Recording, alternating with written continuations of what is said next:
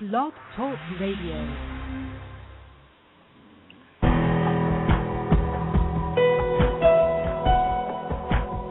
Welcome to our program on Kardec Radio.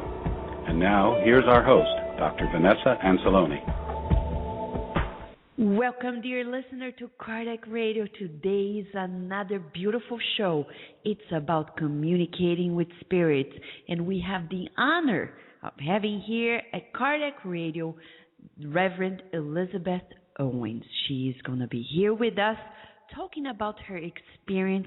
We met her very recently in Cassadaga, Florida, and she gave a beautiful speech at the church, the Spiritualist Church at Cassadaga that day, and we invited her to join us at Kardec Radio because she has been writing lots of books, sharing with people the gift of mediumship. And Allan Kardec tells us much about mediumship in the Spirit's book. In question 935, Allan Kardec asked the very question, what about the opinion of people who regard communication with those beyond the grave as a sacrilege? And the answer of the spirits is so moving, so consoling, because they say there can be no sacrilege where there is reverence, when the evocation is made with respect and propriety. The proof of this is that the spirits who have affection for you take pleasure in coming to you, and they rejoice in being remembered and in being able to converse with you. There would be no sacrilege if evocations were made. There would only be sacrilege if evocations were made frivolously. And Kardec adds with his own comment, he says, the possibility of entering in communication with spirits is a very endearing consolation, which gives us the means of conversing with the relatives and friends who have left the earth before us.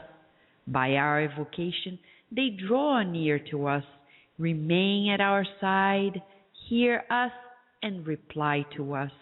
There is, so to speak, no longer any separation between them and us. They aid us with their counsels, and they bear witness to their affection and the contentment they experience through our remembrance of them. It is a satisfaction for us to know that they are happy and to learn from them personally the details of their new existence, acquiring the certainty that someday we will rejoin them in our turn. These are Kardec's very words in the Spirit's book in question and answer and comment 935. And that's exactly what we're going to talk about with Reverend Elizabeth Owens. Her experience as a medium, bringing consolation to the hearts and minds of many people in the United States and worldwide. Also writing, publishing books, especially 3 novels. We're going to talk about it. And if you want to read more about her, of course, read more about her at her website, elizabethowens.com. Very simple, straightforward.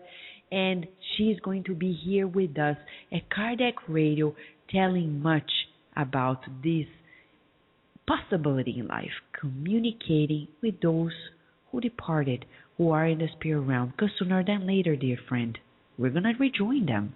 That's a fact. But don't worry, because that time is going to come when the time is right. For now, we want to remind you that wherever you are in the world, Kardec Radio listener, you can listen to the shows again on demand, either at kardecradio.com or at blogtalkradio.com/Kardec Radio. And also at iTunes. At iTunes, when you type in Kardec Radio, you'll be able to get all the previous shows in podcast form. And you'll be able to listen to all the shows and share with others as well. Because Kardec Radio is here to nourish your soul. By the way, we have our sister radio, Bezerra Online Web Radio in Miami, Florida, retransmitting all the shows either live or on demand. And they also have programs in Portuguese and Spanish. All you have to do is to go to their website, spiritist.com, and get to know more about our sister radio. Did you know that last week we hit the peak of our audience? More than, on the very day, more than 41,000 listeners. By now, including the on-demand, we have already passed the mark of 50,000 listeners just for last week's show, which is fascinating and amazing. We're also very surprised, and this just tells us that we need to keep on going. And we count on you, dear listener, because your comments, your suggestions, your participation is very important for us. You can call us live if you are there right now, either listening to us from a remote location in the world or very near to us here in Virginia, because that's where the headquarters of Kardec Radio is, at the Spiritist Society of Virginia headquarters, with the studios of Kardec Radio are in. You can call us right now at 858-769-4705. Again, it's a toll-free number, 858-769-4705, and you can talk to us. You can talk to Reverend Elizabeth Owens and share your comments or your questions. We'll be happy to address them. For now, we're going to kickstart the show with a beautiful message brought in by the Spirit Meme through the hands of Chico Xavier, the great Brazilian medium. And the message is wait and love always. Listen to this, enjoy, and after the break, Reverend Elizabeth Owens is going to be here with us to talk about communication with spirits.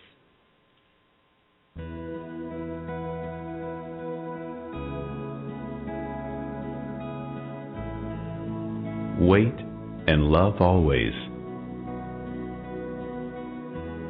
Much affliction will be cut at the root if you learn how to smile in silence. Many grudges will be forgotten if you forgive the inequity you implore for the peace of the Lord.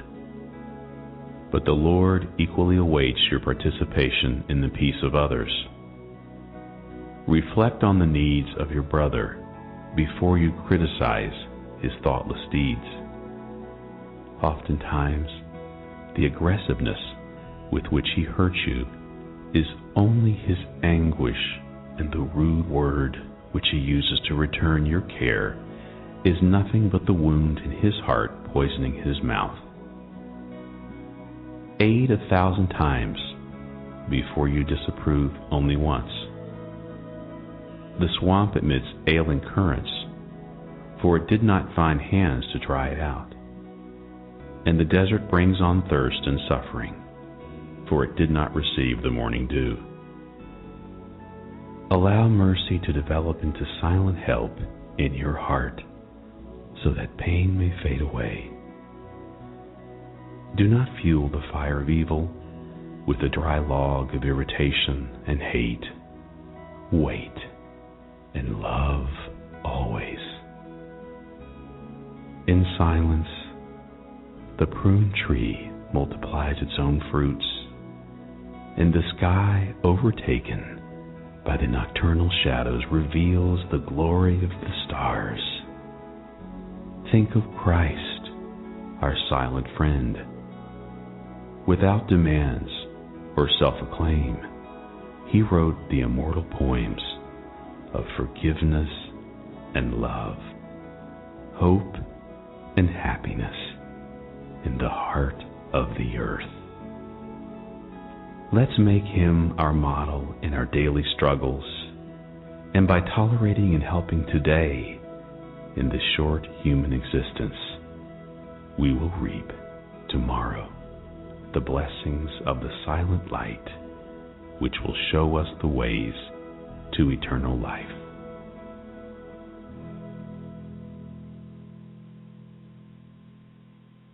We will return to our program after these messages.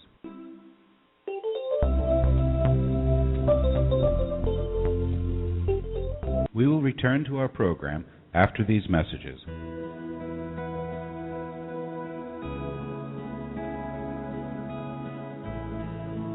Wait and love always. Much affliction will be cut at the root if you learn how to smile in silence. Many grudges will be forgotten if you forgive the inequity you implore for the peace of the Lord. But the Lord equally awaits your participation in the peace of others. Reflect on the needs of your brother before you criticize his thoughtless deeds. Oftentimes, the aggressiveness with which he hurts you is only his anguish, and the rude word which he uses to return your care is nothing but the wound in his heart poisoning his mouth. Aid 1,000 times before you disapprove only once. The swamp admits ailing currents, for it did not find hands to dry it out. And the desert brings on thirst and suffering, for it did not receive the morning dew. Allow mercy to develop into silent help in your heart, so that pain may fade away. Do not fuel the fire of evil with the dry log of irritation and hate. Wait and love always. In silence, the prune tree multiplies its own fruits, and the sky, overtaken by the nocturnal shadows, reveals the glory of the stars. Think of Christ, our silent friend. Without demands or self-acclaim, he wrote the immortal poems of forgiveness and love, hope and happiness in the heart of the earth.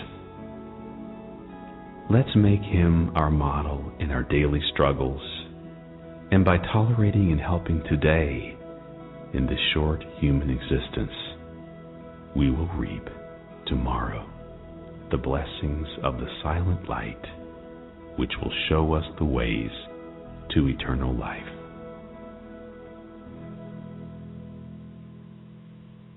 And now we return to our program. Yeah, dear listener, it's a lot of wait and love always. And we are here, and it's the message about communication with spirits, about love. It's about consolation. As Allan Kardec said in the Spirits book, Question and Answer 935, when we communicate with spirits, especially our loved ones, we're bringing consolation. There is no sacrilege in regards to that. But let us get to know more from those who are there, hands-on in their mediumistic abilities and work. Reverend Elizabeth Owens is a medium and an ordained spiritualist minister since 1985. She took her knowledge and wrote 4 spiritually oriented books, which were published by Llewellyn Worldwide Incorporation, one of the largest and oldest publishing houses for metaphysical works. She won the Coalition of Visionary Resources 2002 Visionary Award for the book How to Communicate with Spirits. Other works include Women Celebrating Life, Discover Your Spiritual Life, and Spiritualism and Clairvoyance for Beginners. Once again, using her spiritual knowledge, she is writing, and she has actually written already 3 novels, Walking Behind the Moon, Dancing in the Sun, and Flying Above Venus.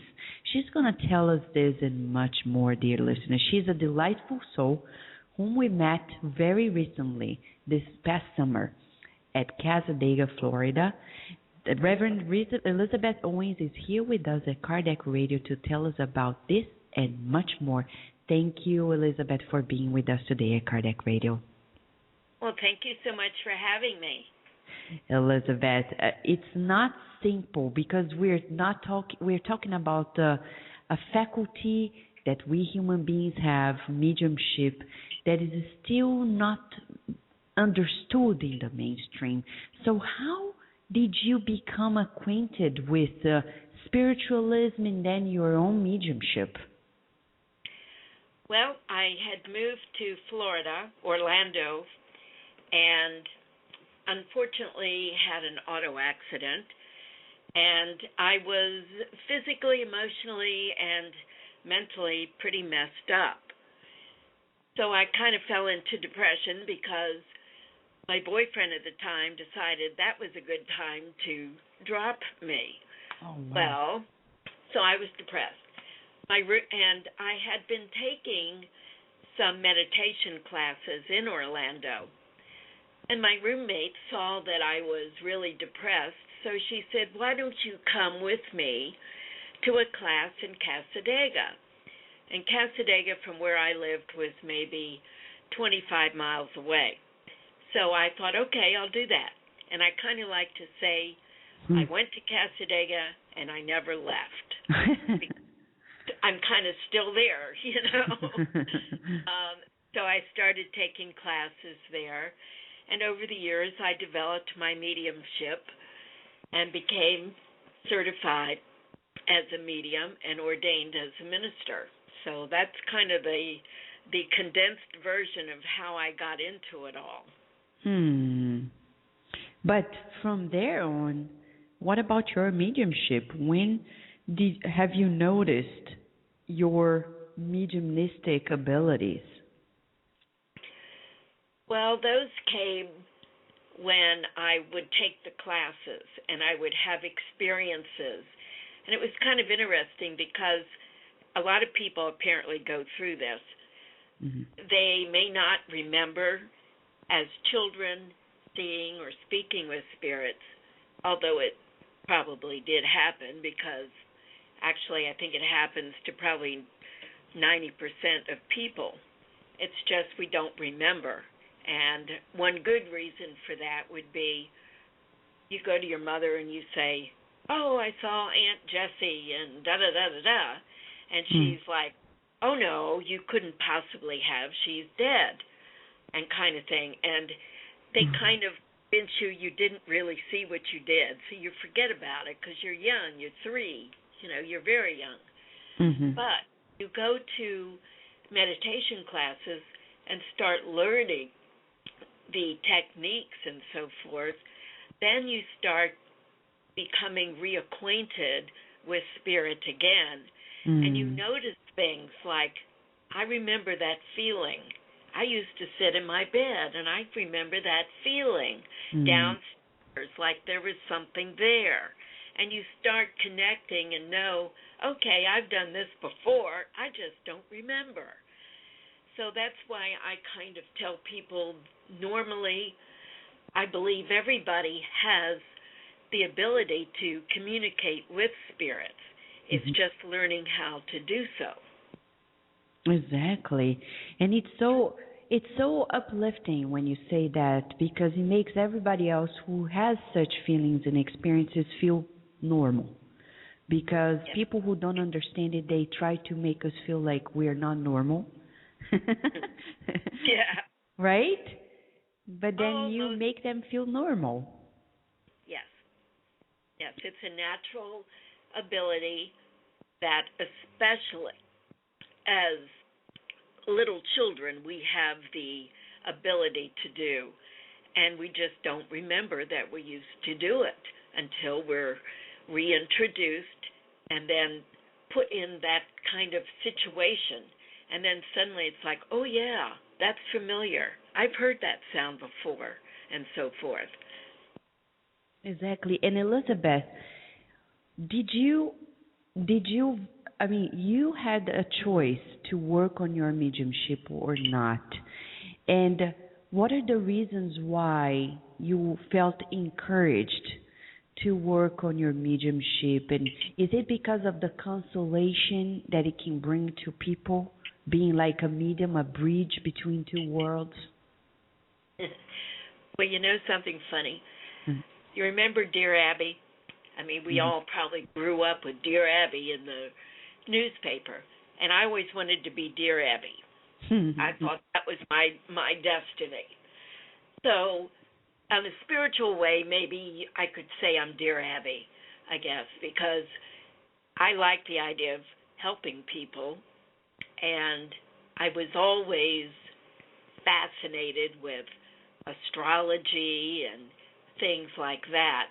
It wasn't until really later in life that I discovered there was a place like Cassadaga, even though I was in Ohio at one point, and I could have experienced some things there, but I didn't know what spiritualism was at the time until I came to Florida in '79.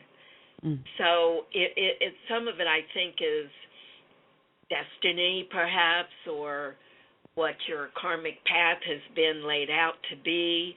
But it was all, when it was there in front of me, I was like, whoa, this is so cool. I want to do this. Matter of fact, I got a reading from the little turkey who dropped me after my auto accident. He said, have you ever had a reading? And I said, no. Well, you need to go to this woman. So I did. And after the reading, I was so blown away and impressed. I said, I want to do what she does. This is just so cool. And I started taking her classes in Orlando. She has since gone to the spirit side, but she was a wonderful, wonderful teacher and medium. And she really got me on the road to discover, I guess you could say, what I naturally could do and what I really wanted to do, which was help people. I love helping people. I love writing because, frankly, you know, you sit with a person for 45 minutes or whatever the time is, and you give a reading, and it's like they're gone then. Well, you know, sometimes, especially in today's society, life gets kind of rough. You got finances, you got mortgage payments, and you've got a job situation, you got family going on, you know, you've got all this. How do you cover that in a short amount of time? You can't. And so I discovered that it was wise to tell people, look, read this book. This will help you a little further. And then I thought, gee, you know, why don't you write the book kind of thing. So I started writing because that was something that a person could take with them and could follow them and teach them further than what I could do in a limited amount of time. All helping them grow, educating them. Yeah, as you say in the introduction of your book, How to Communicate with Spirits, your intention is to enlighten and educate believers and non-believers. So, though you're very jovial and very enthusiastic about it, we know you take it very seriously. And you know that not everyone, people need really to pay close attention when they are developing or educating their mediumship. So from your experience, and I know also that the spiritualist mediums in Lilydale, Cassadaga, they have to go through courses, they have to go through a battery of tests. Is that right? Oh, yes, most definitely. We have a reputation, you know. It's been, the camp has been there since 1894, and we've had so many fine mediums come along, and we don't want to hurt that reputation. We want Cassadaga to be known as a place people can go to and receive a valid reading, not some fortune telling or some mumbo jumbo you might get somewhere. You know, I used to always joke around about the red hand on the side of the road. You know, well, gee, you know, that would you really want to go there and get a reading, or would you rather go somewhere where there is a place that has a reputation for fine work? And also word of mouth, because that is one of your best, quote-unquote, selling points, is word of mouth. When you need a haircut and you're new to town, you go to somebody and you say, I like your haircut. Where do you get it? And that's the same general idea. You go to a medium who has a background, who has a popularity, who, you know, can be recommended to you. And all the people who have come along the route through Cassadaga, through the teachers, are certified, and then eventually, if they want to go on, they can become a minister also of spiritualism. Now, I do have to clarify that all of Cassadaga is not set up as to be incorporated with mediums. I kind of jokingly say there are chicken farmers down the road, still Cassadaga, but there are chicken farmers, and there are people who have come along in more recent years and have set up businesses, and I emphasize businesses. We are not associated with them. So it is kind of confusing sometimes. We always tell people to call the Cassadaga bookstore, and they can help you to facilitate a reading with someone who is a camp medium rather than someone who has come along lately. And I don't want to besmirch the reputation of those people either, because you'll end up where you belong. You end up where you're led to go. And I'm not saying that there are people who are across the street who aren't excellent mediums either, so I don't want to say that.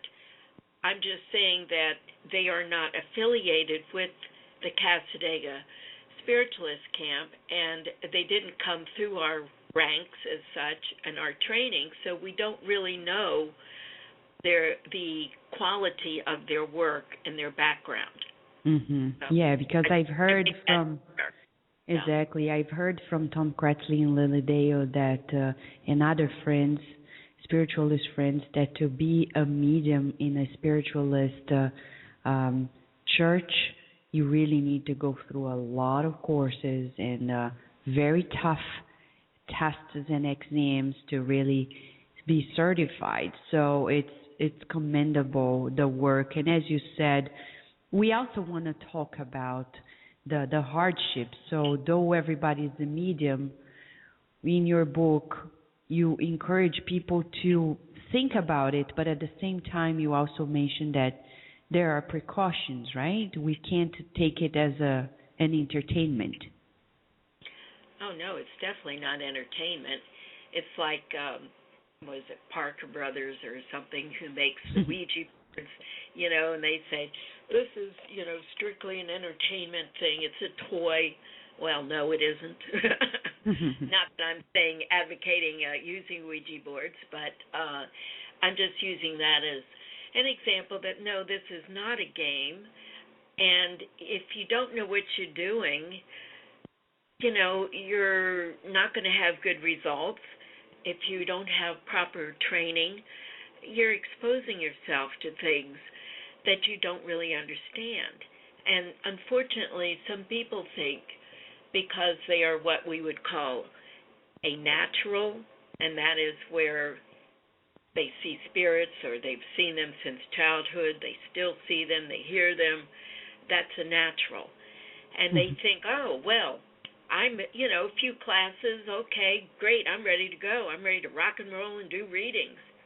No, doesn't work that way at all, because you need to learn to control it. Your natural is flowing through you, but you don't want to walk around like a raw nerve in a cactus patch. You're going to be bing, bing, bing, bing, bing. It's going to drive you nutty.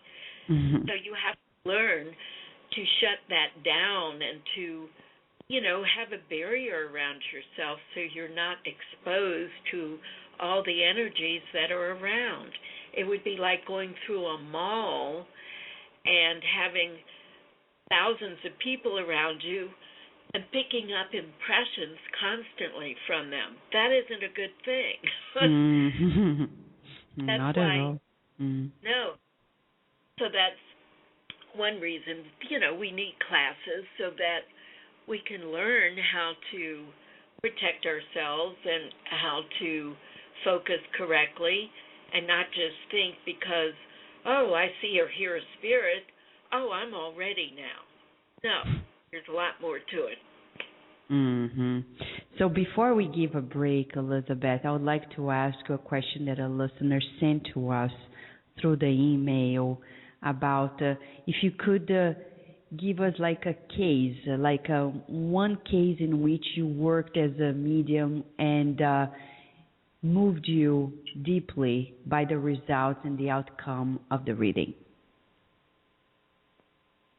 Oh, my goodness. So many, huh?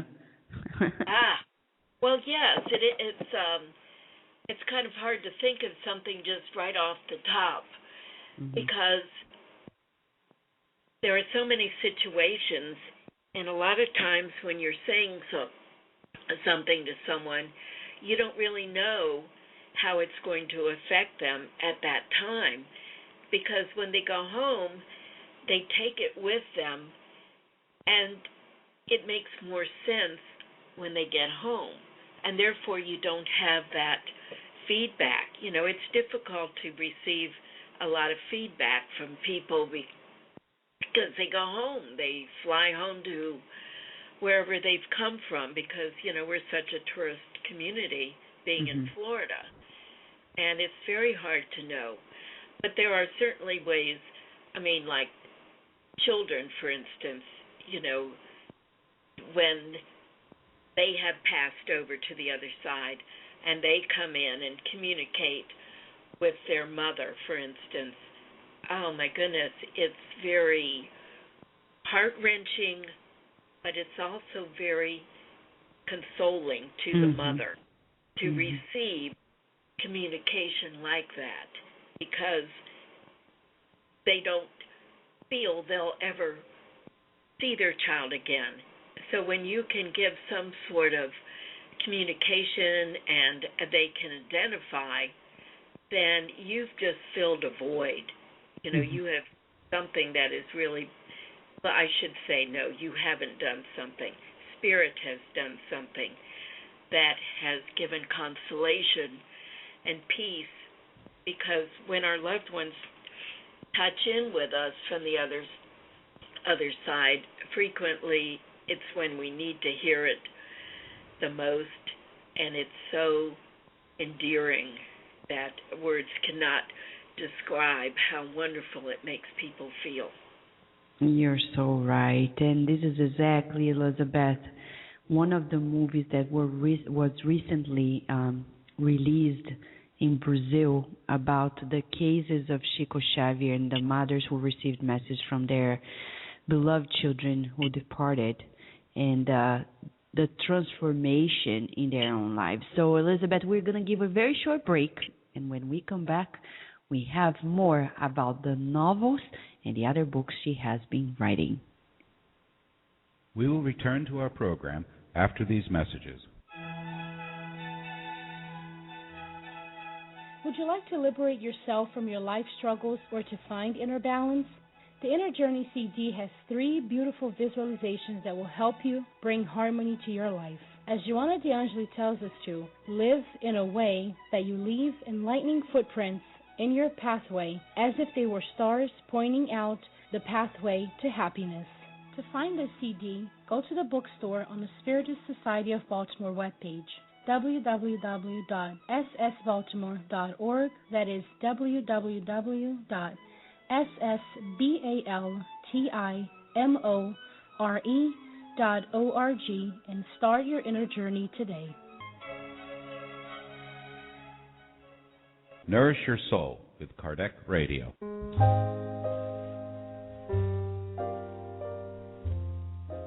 A new great book and tool for kids and educators. The children's book, Our Father by the Spirit May, psychographed by Chico Xavier, is available for purchase at www.edisayofamerica.com. Buy your copy today.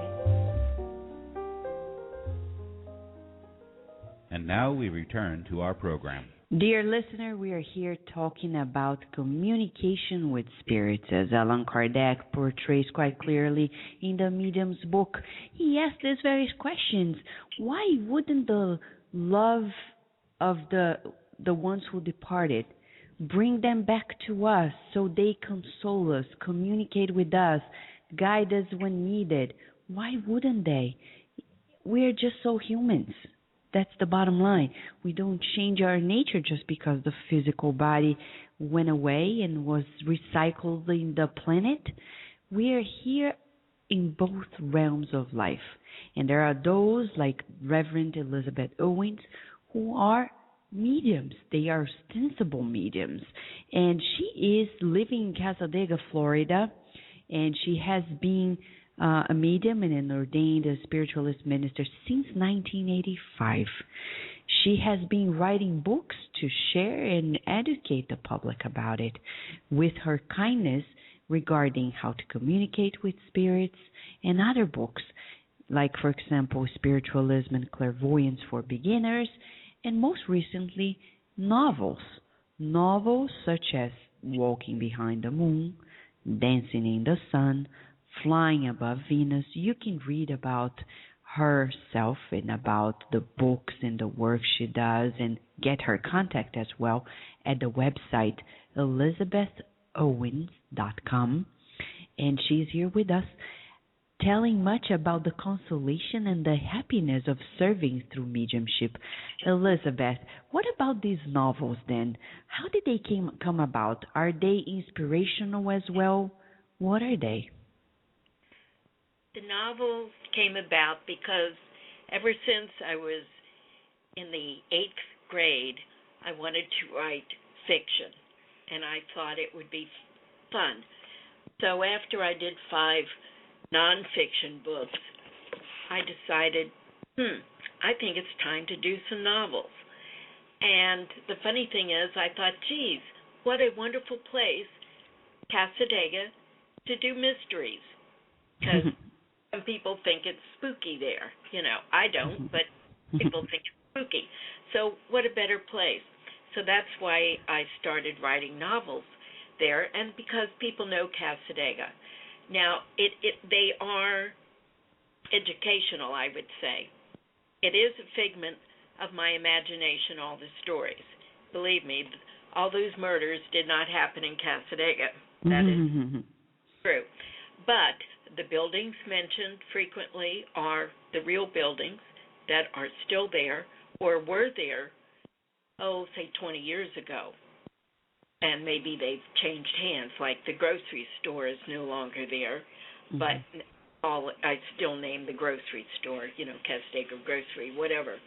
But so if you're a little familiar with Casadega, or if you've ever been there, you could recognize some of the buildings, and then others you would know, well, there's no way that's there. There's no art gallery there, but there is one in the Walking Behind the Moon. There's an art gallery that's featured very prominently there.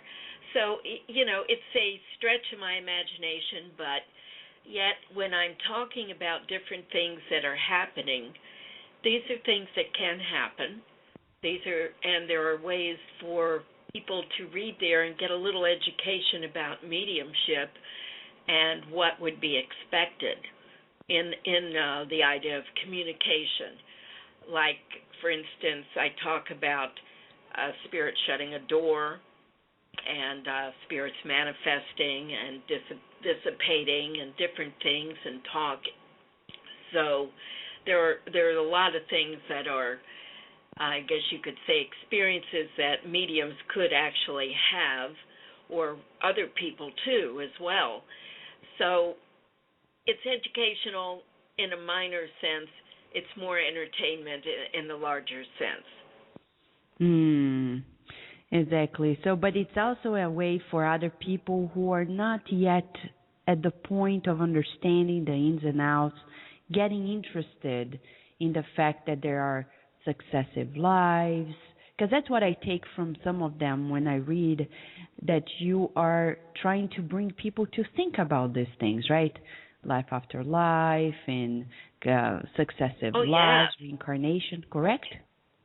Oh, most definitely, because especially Walking Behind the Moon is heavily into reincarnation, because the main character is a reincarnation of Rebecca Nurse from the Salem witch trials. And Rebecca Nurse, by the way, really did live. And what I tell about her is very true, because I've been to the Rebecca Nurse homestead in Massachusetts, and I went through there and I had a tape recorder, and I took, taped into it my impressions and feelings and different things. So there's a lot of truth in that aspect of that particular book. But then again, Dancing in the Sun, I went into reincarnation further. So, now spiritualism, I have to be totally honest and say, doesn't necessarily say, that they believe in reincarnation. That's kind of optional thought. You either accept it or you don't, whatever. It's not a tenet of our teachings. But personally, I most definitely believe in reincarnation because I think it answers questions that aren't answerable. Exactly. Yes.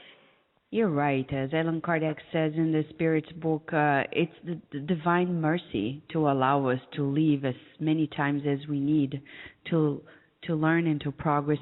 But in that regard, when you talk about, you've been in the United States working as a spiritualist medium for decades. Have you noticed any change in the public reaction or acceptance to the ideas of communication with spirits and the concept of reincarnation? How do you see? Is the American mind changing and accepting it more easily? I think reincarnation, especially, crosses religion. I think a lot of people, I don't care what religion they are, believe in reincarnation. It makes sense to them somehow on a logical level. So I think people are most definitely more accepting of the concept of reincarnation.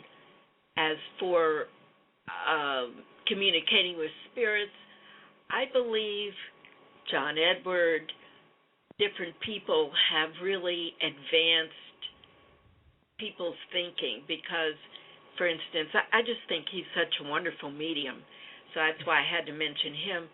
And when he's on TV and has his own show, people tune into that and they get educated. They get exposed. See, that's the thing.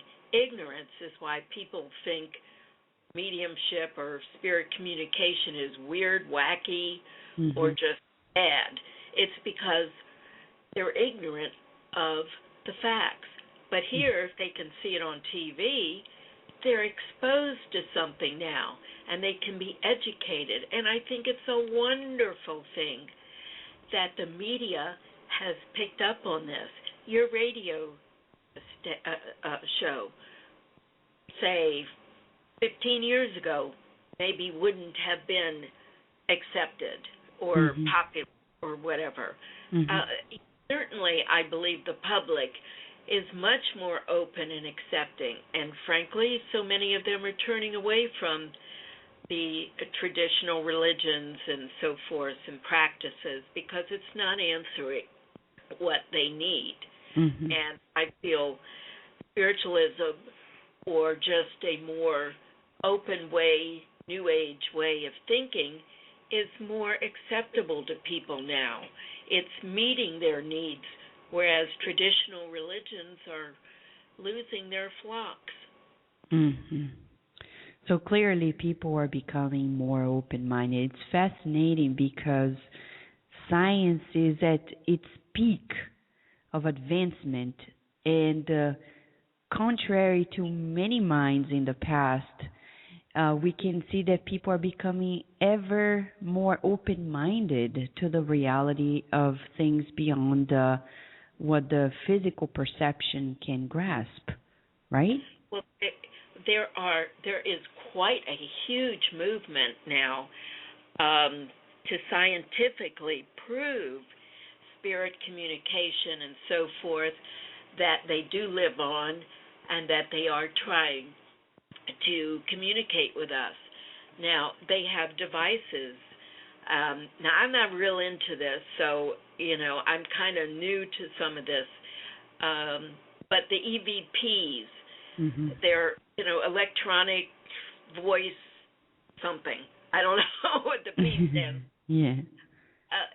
People go in and they turn these on, and they hear the spirit voices, and people are really becoming more and more dedicated to proving scientifically, electronically, however they can do it, that spirits are really there and having an influence on us, talking to us.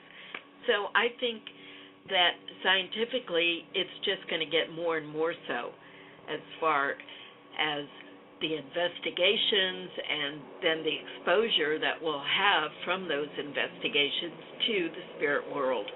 So I see it as just growing more so and more so. And I think that's great.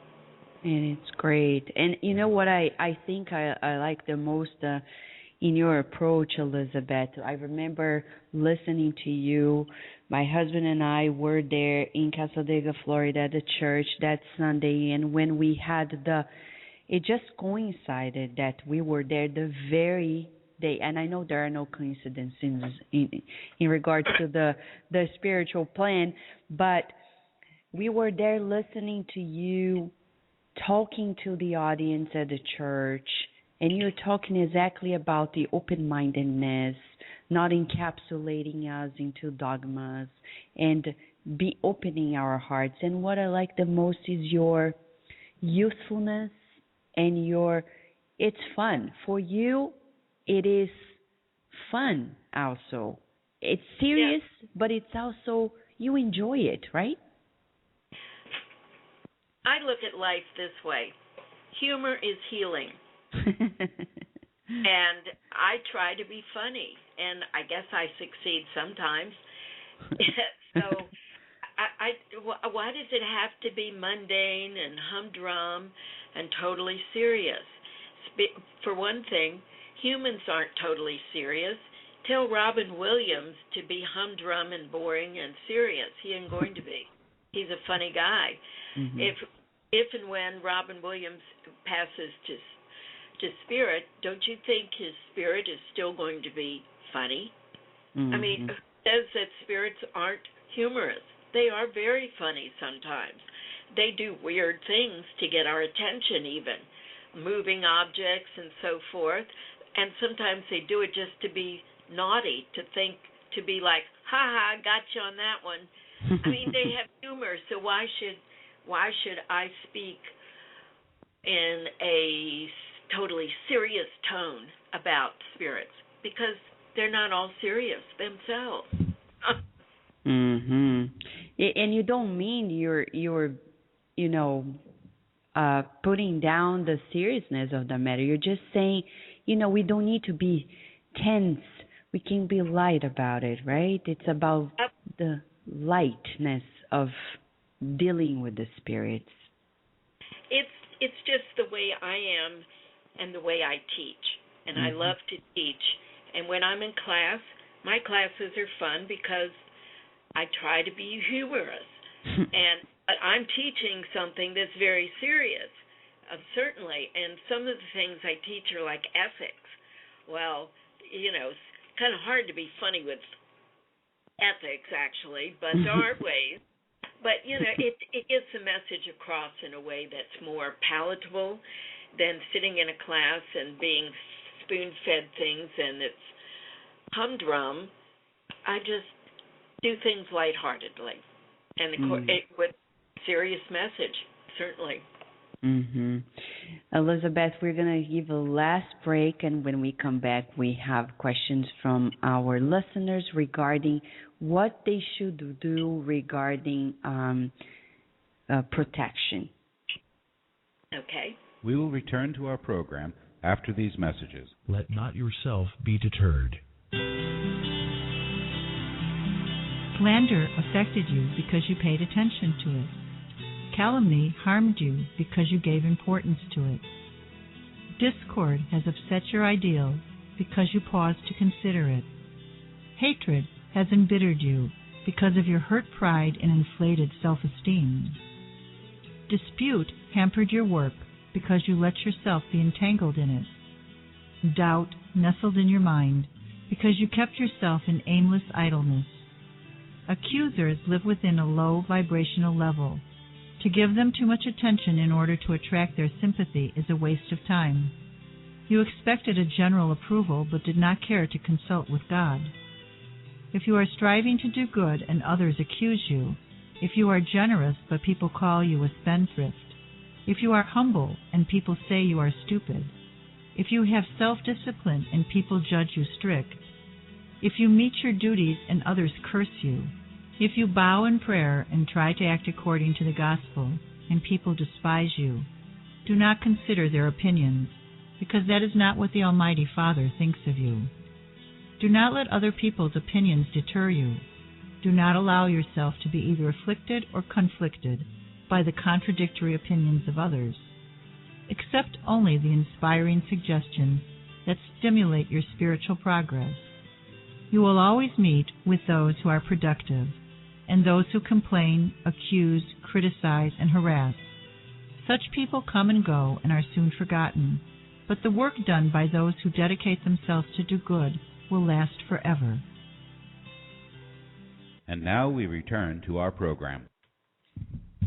Dear listener, we are here with Reverend Elizabeth Owens, and she is talking to us from Cassadaga, Florida.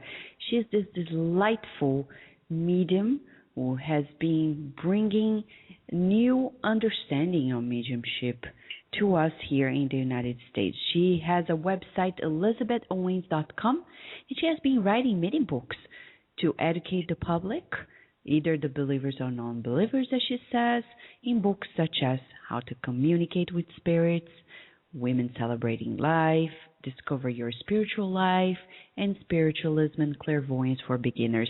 And the most recent books have been novels that also talk about the afterlife, the communication with spirits, reincarnation, such as Walking Behind the Moon, Dancing in the Sun, Flying Above Venus. Elizabeth, it's beautiful and it's joyful, the journey. But the journey of a medium in our world today is somewhat tricky at times, especially when we talk about the need of protection. So what do you tell people? What would you tell, or how do you teach them tricks, tips, hints regarding protection? Okay. I may come across with a different attitude about protection than some people would tell you. So, you have to consider that. Because, for one thing, I feel we have more to fear from those on the earth plane than we do from those on the spirit side. Mm-hmm. So I'm not big into, they're going to get me, they're going to attack me, they're going, spirits and all, they're going to hurt me. Mm-hmm. I'm not big into that. Mm-hmm. I firmly believe in the natural law that like attracts like. And as you are is what you will attract to you. If you're going to go hang out in a back street bar and go out in the back alley, you're exposing yourself to something that is negative and could be, quote-unquote, harmful to you in the spirit form. Mm-hmm. If you are not in that kind of a situation, you shouldn't be bombarded with something that is going to harm you in some way. If you're in meditation and you feel that you need a sense of protection around you, then I would say the Lord's Prayer, or mm-hmm. say any prayer that you're comfortable with, that you feel is setting you into protection, mm-hmm. or visualizing a white light around your form so that you feel that you're within the bubble of light and love and God, and you're totally protected. Mm-hmm. And ask, of course, for nothing but the highest and the best to come through to you. But I have to say, how you live your life is very important. If you're around negative people, that's not a good thing. You need to have a positive life, not filled with drugs and drink and so forth. Not saying you shouldn't have a glass of wine, and I won't even go into anything else on drugs, but just saying everything in moderation. I think that is important, and to try to live a positive life.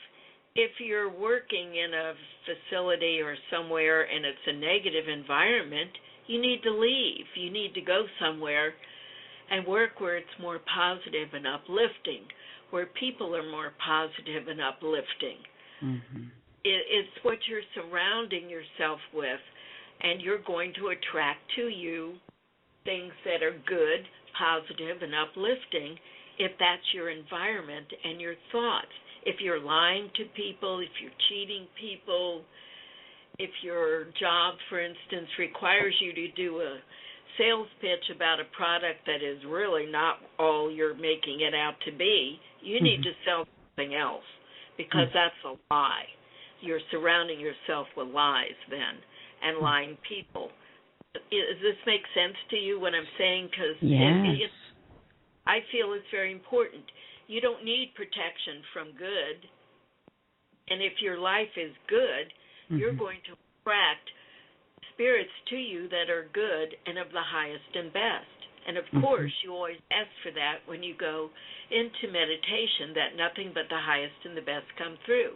And the question you should ask me at this point, and I'll ask it for you, is, have you had experience with evil spirits? And I'm going to tell you something. The answer is no, an emphatic no. I do not get attacked by evil spirits. I don't see evil. I'm not exposed to it. And I try not to be around people who are negative. And even if they are, I feel like I have a barrier between me and them that they're not going to influence me anyway. That's them, this is me. We're two different individuals and souls. So that's okay. Go on your way. They're not going to harm me in any way. So I get into the evil. I don't see it. I haven't experienced it, and I don't expect I will. I understand. And Elizabeth, as you said, and we agree, in Spiritism, as you said, we call it like mediumship with Jesus, in the sense of aligning our ethical, moral principles to the mediumship. There is no way for us to connect to higher spirits if we are not inside of us aligned with higher principles in our lives. And you're so right. But let me ask you a question. You talked about prayer as being a good shield, a good way to set the tone of our vibrations. There is another thing that we constantly remind people in Spiritism, and I'll give an example. The medium Chico Xavier, his mentor often said, hey, stop right now your mediumistic work and go serve the people, especially in Brazil, because there we have a lot of poverty. And he said, go reach out. Go do some outreach work with the people who are in need, so you will strengthen yourself to keep on doing this mediumistic work. What do you think about that thought? Oh, of course, because you're giving back. We should always be giving to people, because as you give, so you receive. And I think that is an excellent topic that you brought up, because we have to give. I mean, we're not here on the earth to just exist as an individual and not have communication with other people. We have to help them and educate them and teach them. And sometimes we do that just by going out to dinner with somebody, or sometimes we do it by going to a charity event, or just helping at the Red Cross, or whatever the situation. So certainly we have to be helping other people. That's why we're here. That's how we learn and how we grow. We're on the earth plane in this incarnation to learn. And learning is teaching, and teaching is learning.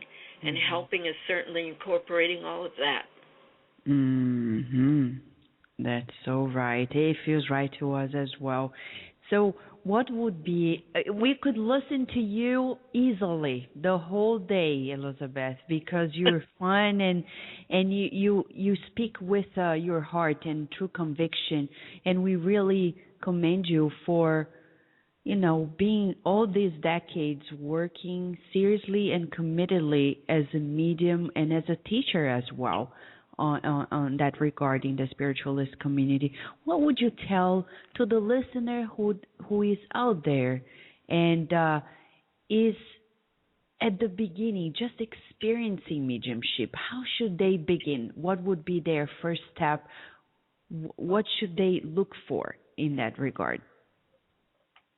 They need to find a teacher and learn to meditate properly, and then to continue properly meditating on their own so that they learn to focus, to relax. You learn the techniques. But a teacher, I have to put in bold and underline, because without a teacher, you're going to go astray. You've got to have someone who will sit there with you. And you also learn so much from the other students who sit there in class with you. You're learning by observation and just being exposed to them and what they're going through.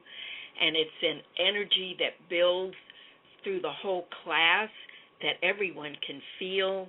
And then you go back to next week and it's like getting a recharge, because you feel that energy. And you only get that in a class situation, or what we call a circle, where you're learning. Because, I can't emphasize that enough, that you need a valid teacher who is going to monitor you and really help you grow, rather than being out there in the wind and, you're vulnerable to everything. That is very, very right. So, Elizabeth, any final comments before we wrap up the interview for today? Hoping that very soon we'll have you back here at Kardec Radio. Certainly, I would love to come back again. Great. As far as any final thing to say, I would just say to always turn things around to the positive, no matter what the situation. It's one of my favorite things, is turn it around to the positive. I talked a lot about that in Discover Your Spiritual Life, because I believe very much in affirmations. And as I said earlier, life gets kind of tough sometimes now. And if you have a good attitude, it can make all the difference in the world how you get through a situation, because you're going to go through it one way or the other, kicking and screaming or positive. So take the positive route. Turn it around to the positive. How can I see this differently? How can I see this in a positive way? That's right. Elizabeth, please receive from all of us at Kardec Radio a big hug of gratitude for this enlightenment and those moments of joy with you in learning more about accepting mediumship in our lives. Thank you so much. I send it right back to you all. Thank you. Dear listener, we hope that this has been just a teaser, because we don't find people like Elizabeth Owens at every corner. She takes mediumship with seriousness, but at the same time with joy, because it's service. You can get to know more about her and the work she has been doing in the community of Casadega, Florida at ElizabethOwens.com. Get to know of her books. Also, Kardec himself has several books for you as well to guide your steps. There is the Medium's book as the great manual for mediums as well, and you have the Spirits book by Allan Kardec, and you can buy anywhere at the Amazon.com or EdysseeOfAmerica.com, and it's there for you, available. But as Reverend Owens just told you, if you're feeling or experiencing anything, find a teacher. What she means is find a group, find places that are reliable, spiritualist, spiritist centers that can guide your steps into that, without which it's going to be really, really, really hard, because we need the teamwork to grow, to progress. Law of society. Without one another, we are not going to progress. We need each other. And with that and much more in mind, we have several beautiful segments now that we'd like to share with you. And it's about segments such as Spiritist Moment with Kirsten DeMello, in which she is unfolding different facets and features of the law of work in the Spirit's book, followed by Healing with Passes by Dr. Marco Magalhães and Joyce Magalhães, followed by Learning How to Teach Discipline of Thought, Discipline of Mind with Bernadette Liao. It's about, Spiritism for Youth and Children. And at the end, a beautiful segment by Dr. Naur Fonseca and Gabi Ferreira, God at Home. Beautiful messages, beautiful excerpts. And at the very end, we'll be back with you with a beautiful prayer we're going to do together, and I'll tell you what's going to happen next week. Just stay there, tuned at Kardec Radio, because we have a lot to nourish your soul.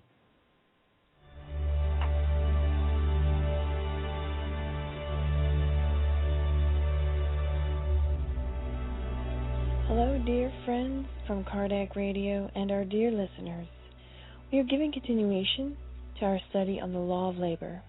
We already learned about what is the definition of labor, of work, according to the spirits. We know that it is any useful occupation. So anything that is useful that we do, that occupies our time, it's good and it's considered to be work and or labor. We've also learned that within the law of labor, we also have a right to rest, according to the spirits, and we've also learned that each one of us has our own limit of labor, and the spirits tell us the limit of our strength. So we see even within the law there is balance and equilibrium. But like with any other law, or at any other time in our existence, when we go unbalanced, or we go overboard, so to speak, we transgress the law. And in this case, question 684 addresses this very idea. When the question is posed, what is to be thought of those who abuse their authority by imposing too much work on their subordinates? And the spirits wisely answer, it is one of the worst things they could do. All who have the power of command are responsible for any excessive work they impose on their subordinates, since if they do so, they transgress the law of God. So here we have another different perspective of work, of the law of labor. Not only must we labor, and not only do we have a right to our time of rest, and also do each one of us have our limits, but also the amount of work we impose on others, especially those that are our subordinates or are work beneath us, that is considered to be against the law of God, against the law of labor, obviously. And here they also reference question 273. And in the answer of 273, and we quote, this is a perfect example, before we quote, this is a perfect example of what happens when we transgress this law of labor, when we impose extra work on our subordinates. The spirits tell us in question 273 the answer. They say, masters who had been cruel to their servants might become servants themselves and suffer the harsh treatment that they had inflicted on others. Those who gave orders at one time might, in a new existence, obey those who had formerly bent to their will. It is an expiation if they had abused their power, and God can impose it on them. This is very interesting for us to reflect. The amount of responsibility that each one of us has when we are in a position to delegate out tasks to others, that we do so in a way that is in accordance with the laws of God. We do so in a balanced and fair way. Although we may think that, well, it's not a big deal, I'm just going to give this person or that person more work for whatever reason. Perhaps we are in this mode of abusing power. But it's okay, let us not be worried, because life will teach us, as the spirits are telling us. If in this life we abuse a certain ability, a certain opportunity for our own benefit, later, perhaps in another life, as the spirits are telling us here, we will also have to expiate or go through a hardship, a lesson, in order for us to really learn that each one of us are children of God, and each one of us are equal before God. And let us remember what the spirits tell us in question and answer 684, that transgressing this law, going against this law, when we impose on others, the spirits tell us it is one of the worst things that someone can do. That if we have power of command, we are responsible for any excessive work we impose on our subordinates. And we see this story, or this example, very well depicted when we read the book 2,000 years ago, and we read the following book 50 years later. The slave Nestorio, who was in a previous life Publius Lentulus, who was a Roman in command of many people, was reborn in his next life as a slave, Nestorio, although, albeit much more evolved, but still he was born in a subordinate position. And in accordance with what we are learning here in the Spirit's book, it is probably because he abused his power in the past. So, dear friends, let us think about this. Let us think about our actions, and let us not look at God as a punishing God, but a God that loves us and seeks to instruct us. So, dear friends, until next time, let us reflect and think about these teachings as we recommend you go and read the entire Spirit's book and the whole codification by Allan Kardec. And until next time, we wish you many blessings.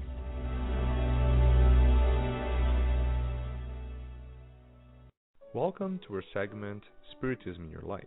Today, we're going to discuss the following question. What do we need to do to prepare ourselves to receive a spiritual treatment or passes that are available to us in spiritual centers? Is there anything we should do to prepare ourselves before that, ahead of time? The first thing is that we need to know what is happening. For us to understand that, we need to know what are healing passes. So healing passes, as defined by Emmanuel in the book O Consolador, question 98, is a transfusion of psychic energy. Or another definition in the domains of mediumship by André Luiz is a transfusion of energy, altering the cellular field. And among many other definitions of passes, the one that summarizes them all is passes are above all a transfusion of love. That's by Divaldo Franco. We can understand now that passes are not miracles. Passes are not ritualisms, are not mysticism. Passes are a really complex and organized mechanism through which we can re-equilibrate the energy fields of the patient.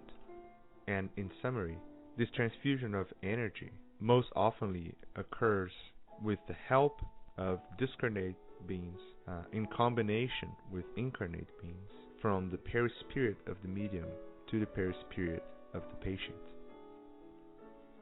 Now that we understand what passes are, we need to prepare ourselves to take full advantage and receive all the benefits from it. And how do we prepare ourselves for it? So it is ultimately important for you to be receptive, to be open to receive these energies and this help. And what are the steps you need to go through in order to put yourself in a state where you allow this energy to be transfused? Number one, connect to God. The only way you're going to be able to receive help is that if you connect to the source of all this help. And that means connecting to God. You can connect to God through many ways, and the most direct way of communication is actually through prayer. Number two, clear your mind from your daily problems or any thoughts or ideas that might disconnect you from God. Number three, avoid any other activity that also might impair your ability to connecting to God and to concentrating on the good. Number four, you should also prepare your body. Avoid excesses, including but not restricted to drugs, alcohol, or food. Number five, work on your inner transformation, because no matter how many times you go through the treatment and how willing you are to receive treatment, if you don't change yourself, you're never going to be able to be fully healed, because that's the ultimate goal of a healing therapy, is actually to make you better, better person to progress. In summary, you have to remember that you play an active role in this process. And in order for you to really receive the benefits, you have to work for it and prepare yourself for it. Another important question that normally people ask regarding passes and other spiritual treatments is, what happens afterwards? Am I really getting healed? Am I getting a positive effect out of it? The short answer is yes. We do receive benefits from every spiritual treatment. But again, we have to remember that this is not the short way out. This is just part of a process that if we do deserve it, you will receive the results you're seeking. Now, as for scientific evidence of it, Nobody and co-workers recently published systematic review on the complementary spiritist therapy, and they've shown that the laying of hands and therapeutic touch are associated with a significant reduction in pain and stress levels, although we're lacking studies that focus specifically on the passes done in spiritist centers. And also there are non-peer-reviewed reports that show that 70 to 90% of patients that are subjected to passes receive either physical or spiritual benefits. Or if you want to do some research yourself, just ask anyone that visited a spiritist center how they feel after receiving passes. Dear friends, we are now coming to the end of our segment. Thank you very much, and God bless us.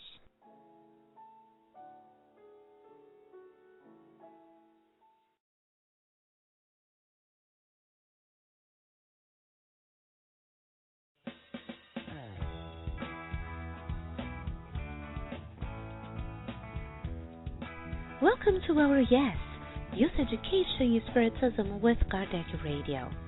I am Bernadette Leal, and I'll be spending a few minutes with you, inspiring to bring spiritual awareness and spiritist teachings to our youth, parents, and educators. We will continue talking about discipline. Last week, we answered the following question: how is discipline important to our spiritual and moral growth? And today's question is, how can discipline of what we think help us in our life? René Descartes was a great philosopher who once said, cogito ergo sum, or I think, therefore I am. Looking closely to this statement, we will see how the word I think is connected to I am, calling our attention to the idea that our thoughts reflect who we are. So, if we take into consideration that we are what we think, wouldn't it be wise to be concerned and more aware of our thoughts? Ask yourself, are my thoughts mostly of joy or sadness? Are they mostly negative or uplifting? We invite you to stop, observe, and think about what you think. It is common to hear people complaining about their lives, how unhappy they are, or how things are not the way they want. They do not realize that the more they complain, the more they become stuck on that matter. When our minds are surrounded by negative thoughts, we vibrate and project that energy to the universe, attracting what we think. Dear listeners, by dwelling on our negative thoughts, we are feeding them. It is like adding more fuel to the fire. We give power to those thoughts, make them grow. Consequently, we diminish our willpower, affecting our health and emotional state. The discipline of thought is essential to help us to have a better state of mind and life. One of the first steps to achieve that is by recognizing the trigger thought, which is the negative thought that creates a chain reaction. Next, do our best to stop it as soon as it pops up in our head. so we will not begin to poison our mind. By doing that, we are in control, not allowing the negative thoughts to control us. Here's an example that many of us may relate. Let's say your neighbor who always says hello to you in the mornings did not greet you today. Quickly, your mind starts thinking about the situation, the trigger thought, and you begin to question yourself if you did anything wrong. Was it because I played music too loud last weekend? Was it because my dog barked all morning? Or your ego is hurt, and you say, "How rude! I will no longer talk to her." And soon you'll be calling your husband to complain about the neighbor, mentioning that you do not deserve such treatment. Oh, next, you post a comment on a social media about what happened, feeling that negative energy. What a waste of time. When we let those thoughts multiply, we take away precious time that could be directed to doing something more useful to help ourselves and others. Developing the discipline of mind is not denying that we think negatively once in a while, but recognizing the trigger thought when it arises and changing its vibration. This can be done by saying something positive, an affirmation, visualization, meditating, praying, going to a spiritual center, receiving a posse, reading inspiring and spiritual books, and even singing a joyful song. But in order to be successful, we must make the effort to stop that thought from start. The more we practice it, the more discipline we will have. This is a great tool to teach our children. For the little ones, we can help them to change their negative thoughts by making them laugh, doing something fun, saying good things about them so they can feel better about themselves. With teenagers, we can talk to them and explain how negative thoughts affect them emotionally, physically, and also spiritually, and teach them the tools to change their vibrations to something positive when they feel down, frustrated, or depressed. They will greatly benefit from those tools and will be using them in their lives as they grow up. The Spiritist philosophy reminds us that thinking is a property of the spirit. If it were a characteristic only of the brain, how is it possible that spirits can communicate with us through thoughts if they no longer have their physical body? Spiritism brings us awareness that our thoughts will connect with the spirits that are in the same vibration level. On chapter 14 of the book The Genesis by Allan Kardec, item 16, Kardec also explains about the importance of our thoughts and how its energy can be manipulated. He says, the action of spirits upon spiritual fluids has consequences of a direct and capital importance for incarnated beings. From the instant that these fluids are the vehicle of thought, that thought can modify properties of them. It is evident that they must be impregnated by the good or bad qualities of the thoughts which put them in vibration, modified by the purity or impurity of the sentiments. Bad thoughts corrupt the spiritual fluids, as deleterious miasma corrupts the air we breathe. Kardec Radio listeners, the discipline of the mind is essential for a better life. If we want peace, have peaceful thoughts. If we want love, have thoughts of love. If we want healing, have healthy thoughts. We can change our lives by changing what and how we think. And as James Allen once said, "You are today where your thoughts have brought you. You will be tomorrow where your thoughts take you." Thanks for listening to Yes. And if you have any question that would like us to answer, please email them to Kardec at kardecradio.com.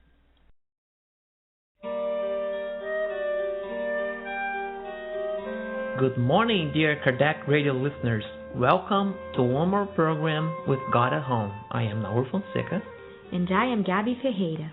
Today's lesson is entitled The Divine Plea from the book Jesus in the Home by the Spirit Neo Lucio and psychographed by Chico Xavier. In today's story, Jesus is going to talk about compassion, that feeling where we are able to put ourselves in our neighbor's shoes and then take the next step trying to help him or her. Let's pay attention. The usual members of the household group had gathered when the Lord, with melancholy and lucid eyes, perhaps because he noticed a trace of hidden rebelliousness in the listener's heart, spoke in a sublime tone.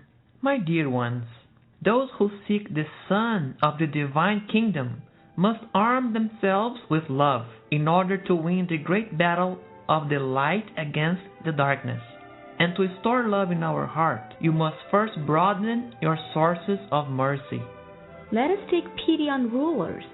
Those who have been raised to great heights without adequate support may fall into a ravine of darkness.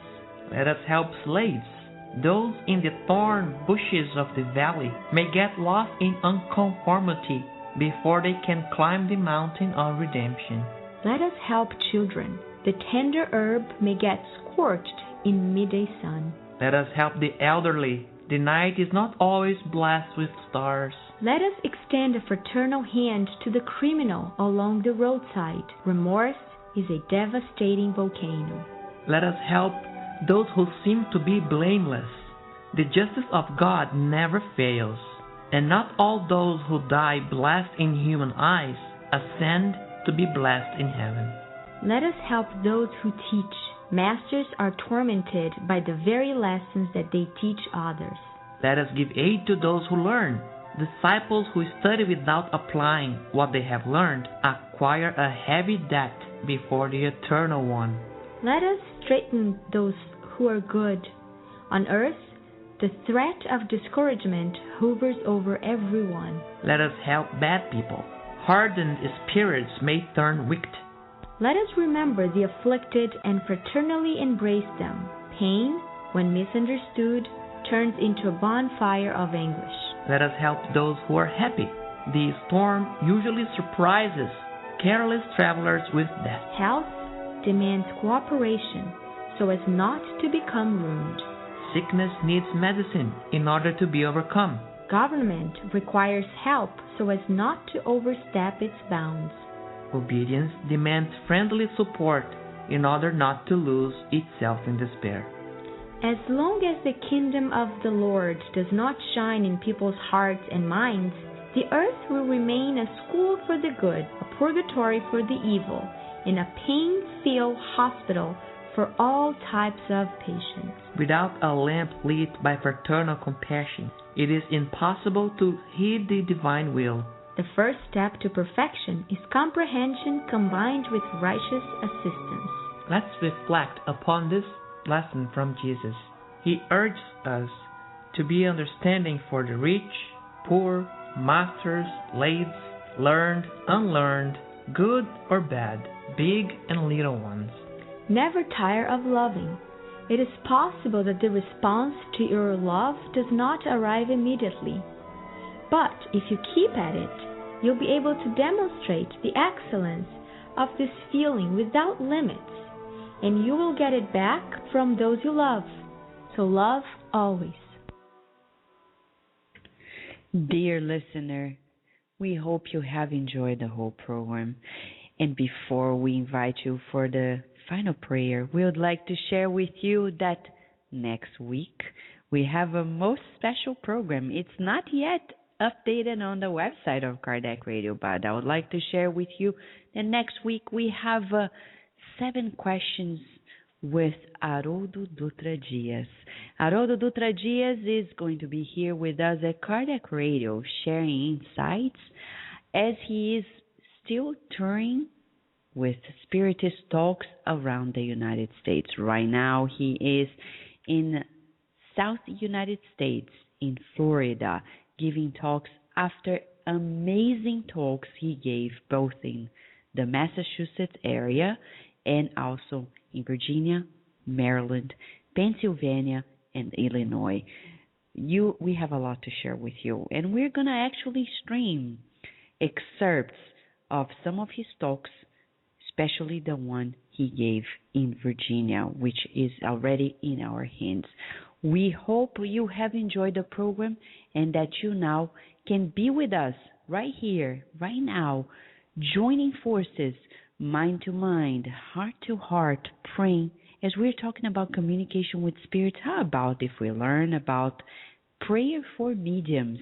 Allan Kardec, in the Gospel According to Spiritism, chapter 28, a collection of Spiritist prayers, he talks about the importance of prayer for mediums.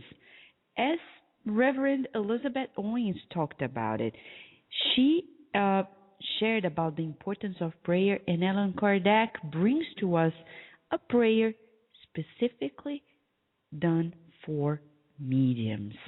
And let us join our hearts right now to pray for mediums who are all over the world, maybe ourselves, maybe others.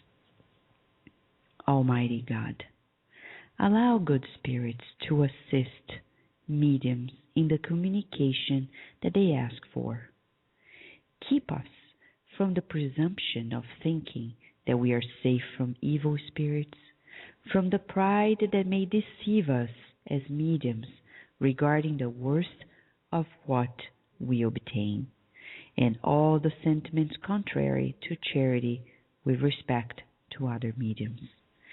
If we are induced to error, inspire someone with the thought to warn us, and inspire us with the humility to accept and acknowledge criticism, and to take for ourselves, not for others, the advices that good spirits wish to dictate to us. And if we have been tempted to abuse in any way whatsoever the faculty of mediumship that it pleased you to have granted us, or to flatter ourselves for it, we ask that you take it away rather than allow it to be diverted from its providential purpose, which is the good of all and our own moral advancement. And so be it.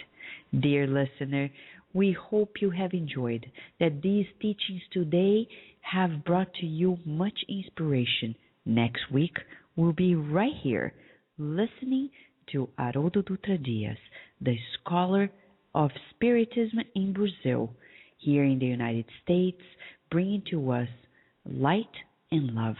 We wish you now lots of blessings for you and your family.